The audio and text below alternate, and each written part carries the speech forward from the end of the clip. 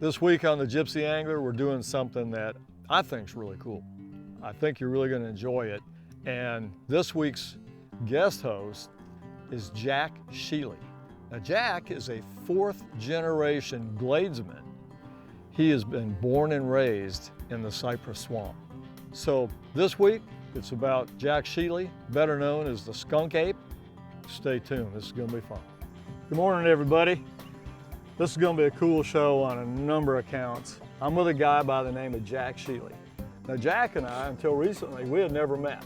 Jack has got a really interesting facility slash resort slash guide service. What is the name of your guide service?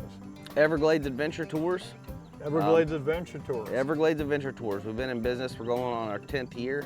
Everything you want to know and see in the Everglades, that's it, you're the yeah. guy. Eco tours, light tackle, backcountry fly fishing, mainly freshwater species, something a little bit different than you find around Everglades City. We got a ton of guides, really cool fishery, and the freshwater, that's kind of my roots. You know, I grew up out in Big Cypress. Our place, Trail Lakes Campground. We're a fourth generation family-owned business. We were kind of deemed the skunk ape headquarters as a roadside attraction back in the 90s. We've got a small wildlife exhibit, educational exhibit with snakes, alligators. We'll get into that whole skunk ape thing oh yeah, a little the later. One thing you hope you never see when you come down here to the Everglades, right? Yeah, I think I've saw one or two. I'm quite honest with you, but that was back in my wilder days. The whole skunk ape thing's kind of cool, but every now and then you'll hear a loud crash back there in the backcountry and you go, skunk ape. That's it. But we're fishing a canal system that in South Florida, a lot of people, we're so blessed with all the iconic fisheries from Lake Okeechobee all the way north. And a lot of people don't realize that these canals that line 41, 75, all the way to the Keys, in some cases, harbor some awesome fishing. Growing up, these were always some of the best fisheries. And one of the really cool things is how they change. You know, our water level here, it'll go up 3 or 4 feet from summer to winter. And so it just gives you a lot of different options, and then a big variety as far as, like, we've got our native species, and then we've got some exotics. We've got cichlids, peacock bass. We're gonna do some plug, we're gonna do some spin, we're gonna do some fly. You all stay tuned, it's gonna be a hoot. Now, these are tropical fish, and we're after peacock bass. And it's all about water temperature with a spawn. We're gonna sight fish these fish. They're gonna be up shallow, and they're vibrant in color. We're gonna sight fish them. We're gonna try to do it on chicken feathers, which is kind of cool, I like that. But the temperature, you gotta go after them to sight fish them when it's super, super warm. That's when they spawn. May, June, July, throughout the warm months. Ooh. Eat it! Talk to him, Jack. Here, fishy. That's my job, making him eat it. He turned and burned on it there. He was on it. Dude. Sometimes with these bigger fish, one thing I've noticed is a lot of times it's a one-shot deal. Yeah. You know, like once he turns and he'll kind of divert path and you lose him, you know, and it's just they're a little finicky too, you know. Sometimes like on a real fast strip, once he gets to chasing it, sometimes when you stop, he'll blow right past the bait and you lose him like that too, you know. Yeah, you got to figure out how they want it. Oh my God. Ooh, buddy. Dude, that was a beast. Kind of turn, yeah. And maybe kind of. I thought he had it, man. I strip set it. I thought he had it. Hey. That was a monster. Yeehaw. We're doing it now. We're in the neighborhood now. We got him up for breakfast, buddy. In North America, typically, like, that's not something you look for on a boil in freshwater fishery. No. That's something with some meat to it, you know? That was a very large fish. It's cool, that'll keep you going. It's not always the ones you catch that make you come back. You can bring a whole arsenal of fly rods if you wish. I was throwing a 7-weight Cortland's saltwater guideline, which is a more moderate taper. And I was using an 8-foot fly rod. And the reason for that, I knew it was going to make shorter casts. I wanted to be more accurate. And the guideline's very forgiving. If I have to make a long shot, I can with that taper, but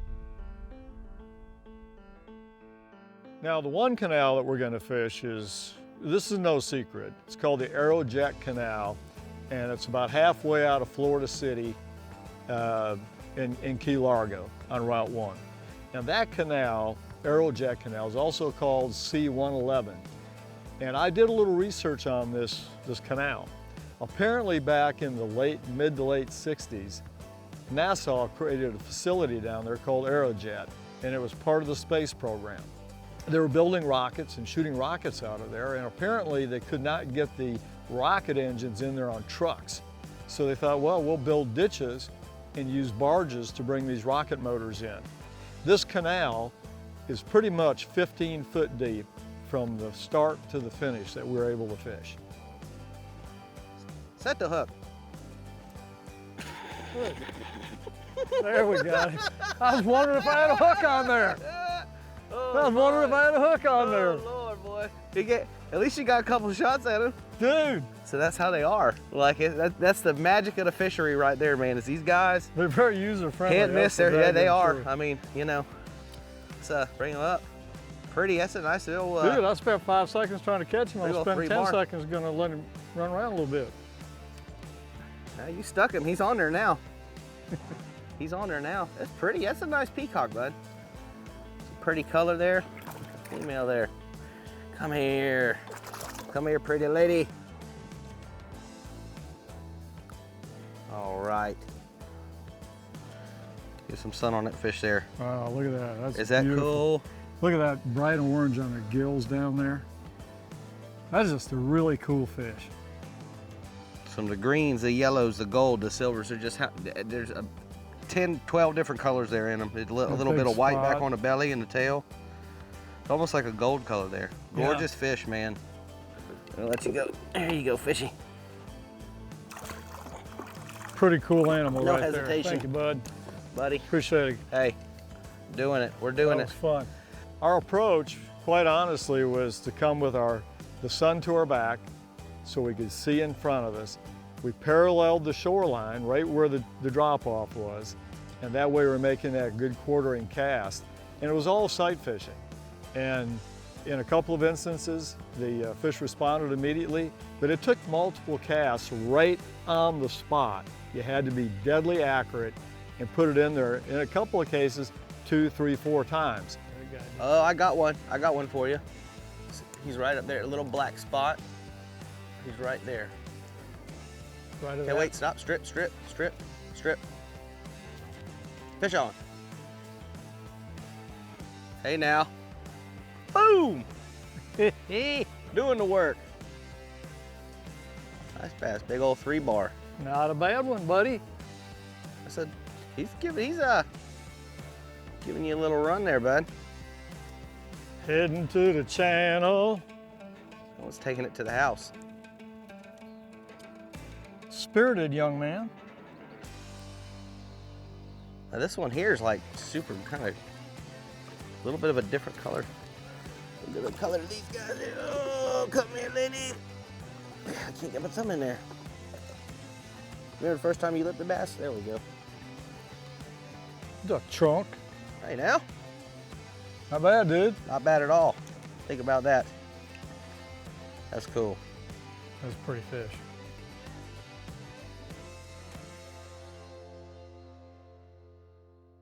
Years ago, the FWC brought in peacock bass primarily to create a new fishery for the southern part of the state, and also to create a predator in large regard to keep back the Mayan cichlid populations in these canals.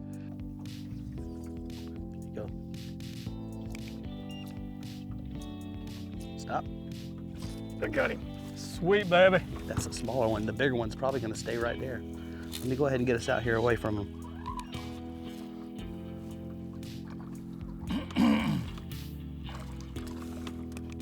Ain't bad. Not bad, bud.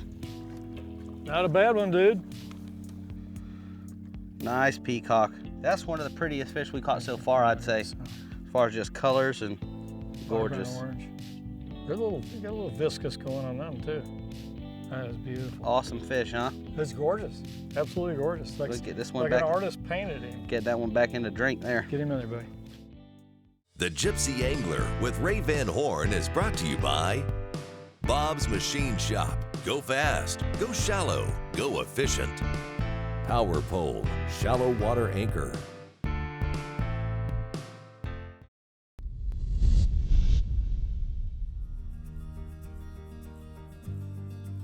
The fly rod I chose for this show, typically I'd use a 9-foot fly rod. In this case, I used an 8-foot. I was making shorter casts, and I wanted to be a little more accurate. And I can do that better with an 8-foot. A lot of guys can do that with a 9-foot. I'm just a little better with an 8-foot in tight quarters.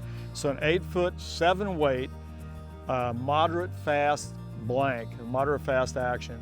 And it's a little more parabolic. It's not a real fast action because, again, I want to make real subtle, delicate, precise presentations, and that's why I chose that blank. In addition, I'm using a Nautilus reel, silky smooth drag, Cortland's Saltwater Guide Series fly line, which has a kind of a moderate taper, and I can cast into the wind if I have to with a big fly, and I can also cast a delicate small fly. Now, the leader was very, very important. These fish have big eyes and are sight predators. So a long, tapered, knotless leader is going to get you a lot more bites. I know for a fact that if you use a leader with a series of knots to make your own leader, that's problematic. They rush out and they'll actually hit the knot. So I was using Cortland's 12-foot 0X, basically a 12-pound tippet leader, seamless 12-foot tapered leader, and that's your rig right there. So sight fishing is what it is. I mean, it's the visual aspects of sight fishing is why I like it. And the good news is you don't have to go to Brazil to catch them. You can catch them right down here in South Florida. Hey, stop. Going. Fish on, Bubba. Oh, you got him. You got you a bass there, buddy. Play him out real good, Ray. That's a good peacock. That's a good peacock. The chase is on.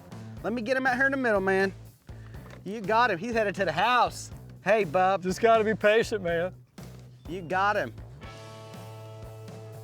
So you've got you a nice peacock bass on there. I'm gonna let you play him off the reel and give you some room here, and I'm gonna go for a net. Jack, that is a toad, buddy. Oh, there we go. Oh. Take your time, easy gravy. He's got some. He's got some some backbone to him. Turn the boat this way. You might get a run out of him there, so just this is a nice fish, y'all. There he comes. There he is. He's taking some drag. There he is, bud. There he is. There Look he at is. those colors. Beautiful fish. That's good. That's good. You got you a peacock bass there. Good one. You left a hole in the water right there. I love buddy. it. Oh, mercy. That's pretty. Got some orange, some green, some yellow, and some good bars on them.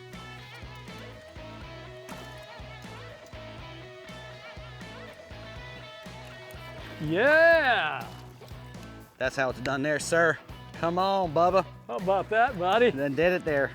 There's a net full of peacock bass right there, buddy. That's a beauty. Ooh, ooh, ooh. Check out that one.